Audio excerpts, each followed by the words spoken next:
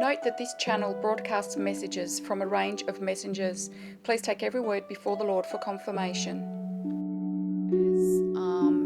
As like an internal GPS. It's our hunch, instinct, ESP. G'day, I'm Rachel Milligan and this is First Free Taz. I wanted to talk to you today about the concept of hearing from God and a comparison maybe, or a bit of a discussion around instinct and intuition. And I wanted to make the point that the meaning that we give our experiences is influenced by our cosmology. Our cosmology is our worldview. So for many, it would basically could be described as what our religious belief is, our spiritual belief, our cultural belief. I have Wikipedia up here, and I'm going to read for you what Wikipedia says about cosmology. It's a branch of astronomy concerned with the studies of the origin and evolution of the universe from the Big Bang to today and on into the future. It is the scientific study of the origin, evolution, and eventual fate of the universe. And so you can see how that ties in with our belief system. Some people might believe entirely in the cosmology that takes God out of the picture, so the Big Bang and evolution and all of that, that things happen by chance, etc., etc. At the other end of the spectrum are people who believe in God, and God who has an intimate role that he plays in our lives and influences our lives. There's over 7.5 billion people on this planet, and really there are over 7 billion cosmologies, because we're all going to have our own little belief system dependent on our experiences and on the people around us and their cosmology, on what we've read, what we've seen on TV. All of that is going to influence our idea about how the universe works. And so that's going to influence the framework that we put around the things that we experience. Now, what I want to go to next is thesaurus.com, the word intuition. It is synonymous with hunch, instinct, ESP, clairvoyance, discernment, divination, feeling, foreknowledge, inspiration, nose, as in having a nose for something, penetration, perception, perceptivity, premonition, presentiment, gut reaction, innate knowledge, intuitiveness, second sight, sixth sense. And so, as a fairly new believer, I've found, as Doug Addison often says, in the Christian culture, we have this whole new vocabulary that's different to the rest of the world. We speak a language called Christianese. And so, oftentimes, the terms that we use can spread confusion among those who are new to faith, or those who simply are not part of that culture. So I wanted to talk about a couple of examples of prophetic experiences, I suppose, in a context of how somebody who doesn't believe in God, or doesn't believe that God is active in our lives, how they might frame what we experience as prophetic. So I'm going to start with hearing from God.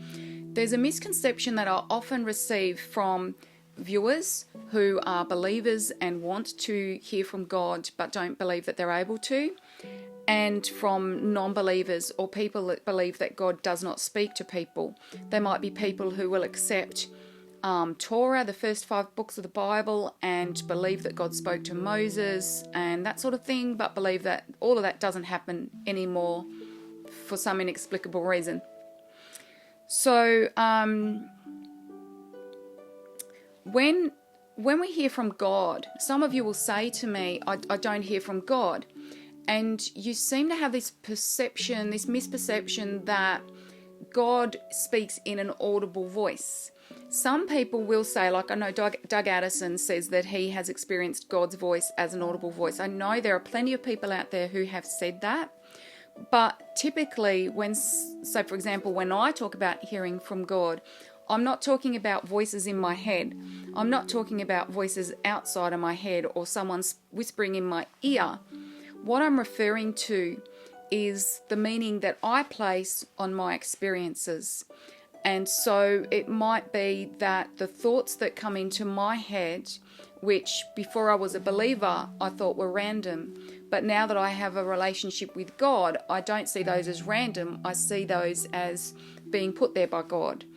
That's the framework that I give that, because I believe that there is a God, and I believe that He's a God who wishes to have a relationship with us and to be active in our lives.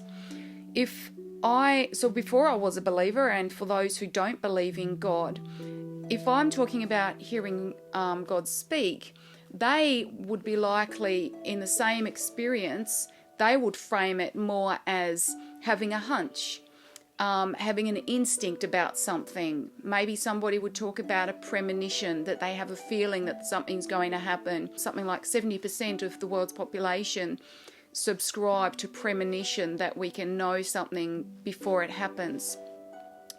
Inspiration, intuition. So these are all the sorts of words that people who don't subscribe to this cosmology, that we have an active God watching over us and participating in our lives, that's how they might describe those experiences.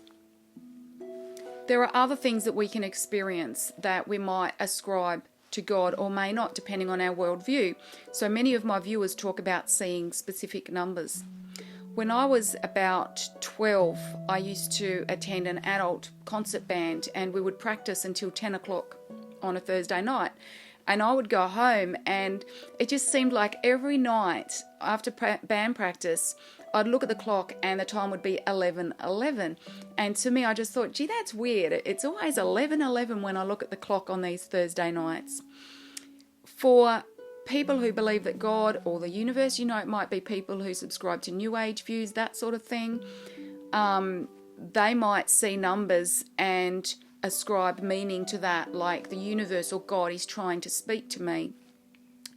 And there are different ways that they can interpret the numbers.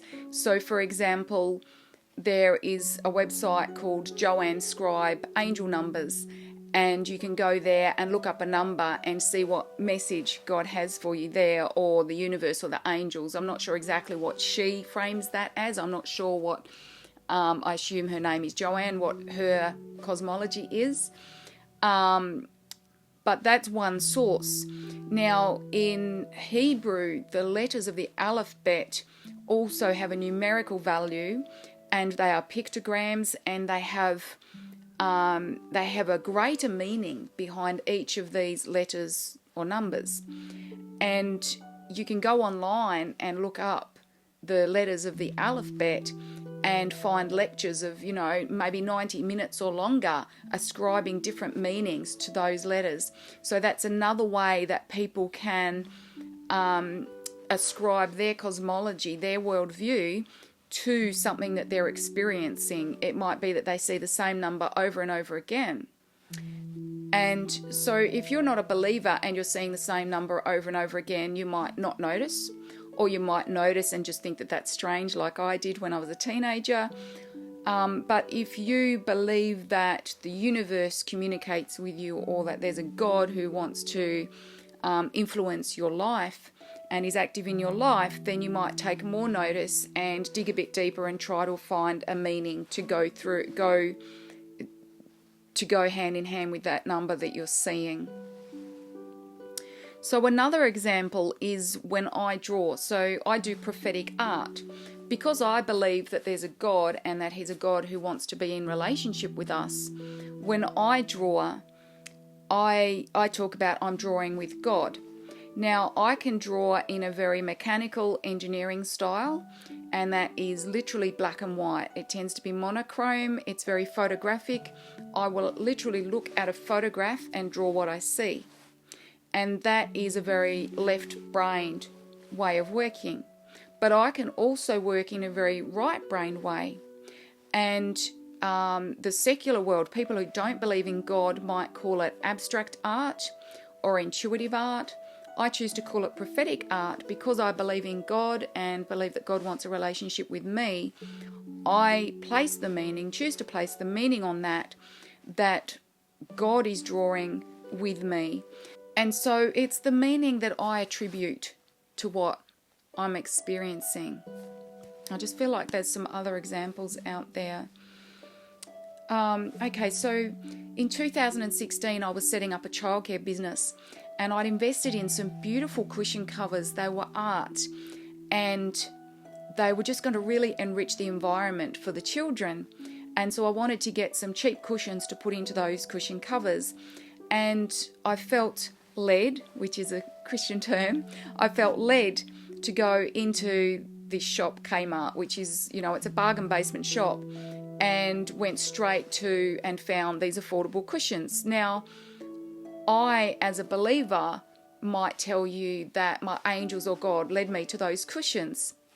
But somebody who doesn't believe in God might say that I knew intuitively that a bargain basement shop would stock bargain basement cushions. So again, it's just an example of how our belief system, our cosmology, our worldview sets up a framework for us to hang our experiences on. I would put to you that I personally find having the cosmology that I do beneficial. If we don't believe that there is a God who wants to be involved with our day-to-day lives, the world can feel very chaotic and very uncertain. We can worry about money, we can worry that bills aren't going to get paid, or all that sort of stuff. But because of the worldview that I have a confidence every day.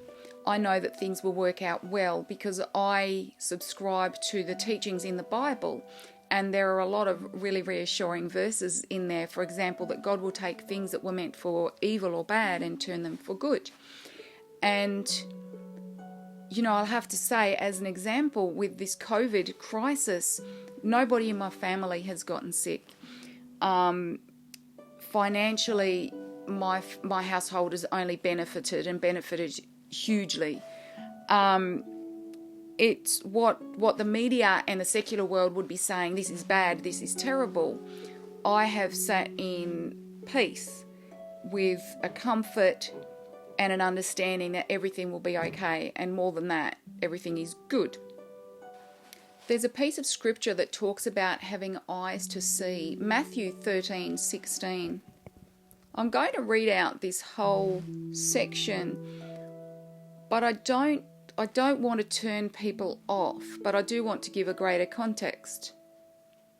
For this people's heart has grown callous. They hardly hear with their ears, and they have closed their eyes. Otherwise they might see with their eyes, hear with their ears, understand with their hearts, and turn, and I would heal them. But blessed are your eyes because they see, and your ears because they hear. For truly I tell you, many prophets and righteous men longed to see what you see, but did not see it, and to hear what you hear, but did not hear it. Christians have this phrase, they'll pray that somebody have eyes to see and ears to hear. In the secular world, basically what this is a reference to is, if you have a worldview that the universe or God is trying to communicate with you, you will be sensitive. You will look out for the signs around you that confirm that. And if you don't have that view, you won't have any sensitivity. You won't be looking out for the signs that confirm that. Indeed, if there were signs demonstrating a willingness of universe or God to communicate with you, you would miss it because, figuratively speaking, you have your eyes closed and your ears shut. And so that's why we talk about that in Christianese, having eyes to see and ears to hear. We do believe that there is a God. We do believe that God wishes to have an intimate relationship with us. And so as we go about our day, we do what we call being sensitive to God. And really what that is just noticing little things about our day that we could see as guidance and direction as to the choices that we're to make. Now, people talk about hearing voices and acting on those voices. That is worlds apart from what it is to hear from God and be obedient to God. Because you see, somebody who wishes to follow God's leading is aware of something we call the fruit of the Spirit. if they believe that God is revealing ideas to them, and what we call the fruit of those ideas. So the consequences of going down that path is positive, we would believe that that is from God. So if we believe that we can go down a path and, it's a path that is compassionate, giving, positive, peaceful, calm, loving, all of those things, then that's from God. And we aim to stay in good standing with God. But if we felt God was leading us to do, some criminal act, or to hurt somebody, which would be criminal, or to do something that undermines us, undermines our family, makes us vulnerable, sets us at risk, any of those things, that wouldn't be consistent with what we call the fruit of the Spirit. And so, when people talk about hearing from God and being obedient to God, it's nothing to do with hearing voices and acting on those voices. It's something that's very, very different. And I'm going to summarize by going back to those synonyms for intuition. And it tends to be things that we see in the secular world as positive, as like an internal GPS. It's our hunch, instinct, ESP, clairvoyance, discernment, divination, feeling, foreknowledge, inspiration, nose, as in having a nose for something, penetration, perception, perceptivity, premonition, presentiment, gut reaction, innate knowledge, intuitiveness, second sight or sixth sense. So most of these are terms that are widely used in the secular community for those times when we do feel guided, and that following that guiding is beneficial. For those of you who want to get started on hearing from God, I direct you to a wonderful ministry called kingdompresenceministries.org, and I'll link that in the comments and the details box below this video. When I do my lives and I seem to be in a flow, almost as though I'm hearing a voice speak, I guess it's hard for people watching to know what's going on inside my head, and prophetic messengers often get these questions and queries because, again, it maybe looks to you like I'm listening to a voice speak in my head. But what's really going on is the culmination of many years of practice of not engaging with my own thoughts. So instead of me walking down the beach thinking, oh, I need to pay for that bill, oh, must remember to pick the kids up after school, etc., etc., I can let those day-to-day thoughts go and let the more subconscious thoughts in and be perceptive to those. And so what's happening is I'm actually letting the more left brain thoughts in and interpreting them for you as I speak. I don't actually receive a dialogue so much as feelings, thoughts. I might have visual, like a memory. See something like, if I remember a beach holiday, for example, then I will place meaning on that as per my cosmology and interpret that for you. I think there are a lot of people out there who can't even understand that, who just can't imagine that process. A lot of people these days are very analytical, they're extremely left-brained, and they're very much about thought processes. They are used to engaging with the more overt thoughts that come into their head, and they have trouble accessing anything below that conscious level of thought, whereas we actually have lower levels of thought or less conscious levels of thought. For example, in wellbeing classes at school, children are taught about self-talk, and so that might be, you might be having a conversation with yourself in your head, oh, I really want to apply for that job, and then you'll remember that when you were 10 your dad said, oh, you're not good at woodwork, and so if it's a woodwork job you'll be like, oh, but I wouldn't be good at that. And that is self-talk. It's a lot of the messages that we have internalized over the years from things that have been spoken to us. And we, that our brain brings it back to us, and it's probably an instinctive way of keeping us on track and keeping us safe and secure. But at the end of the day, that internal dialogue can be unhelpful. So that's why at school they teach children about that self-talk, that internal dialogue, and they encourage children to learn to listen for that dialogue so that they can be aware of it. And so if that dialogue is sending them limiting beliefs, then they can query that limiting belief and maybe break beyond those limiting beliefs.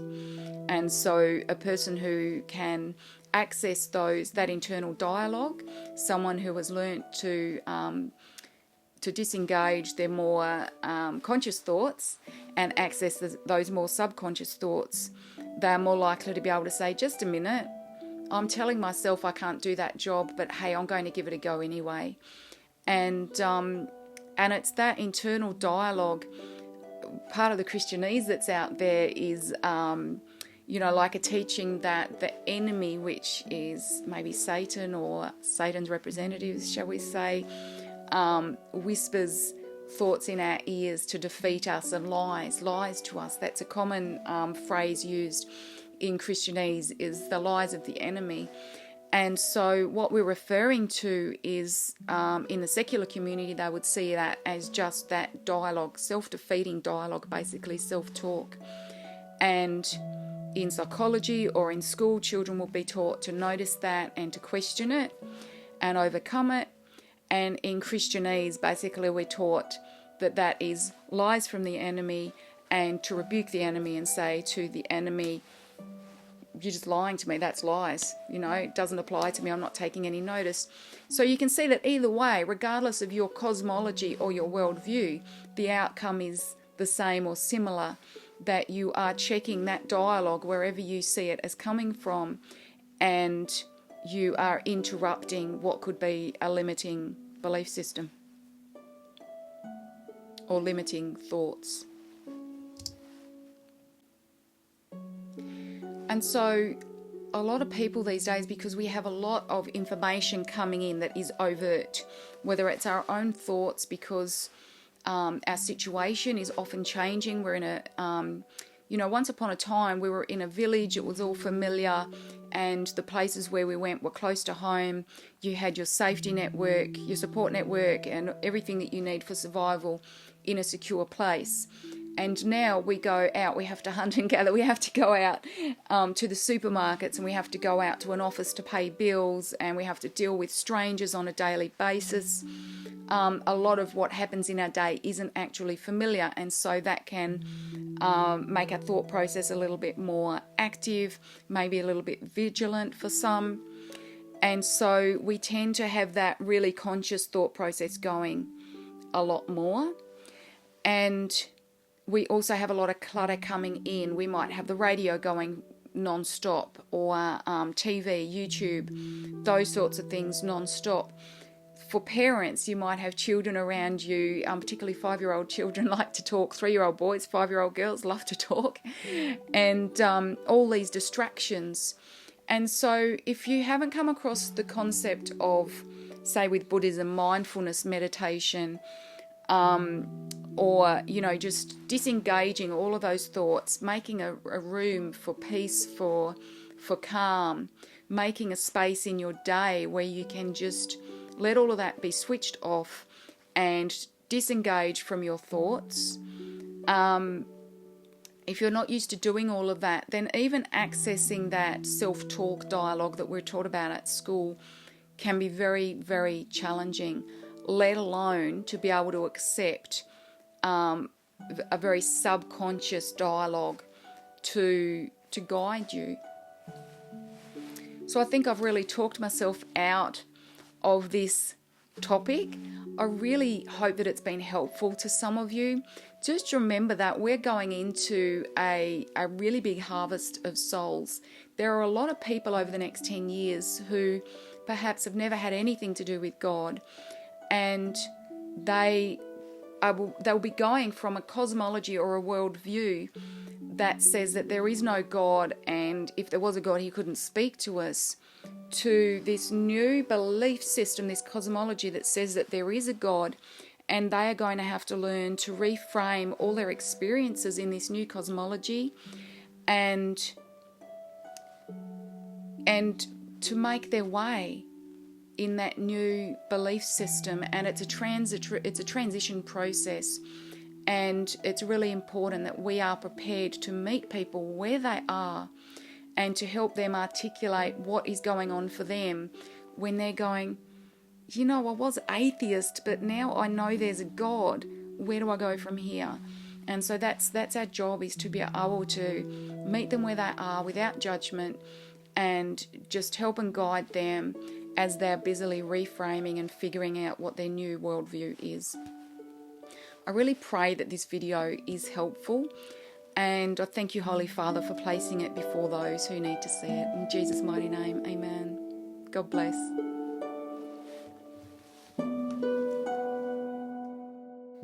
Holy Father, I thank you for placing this video before those you intend to receive it.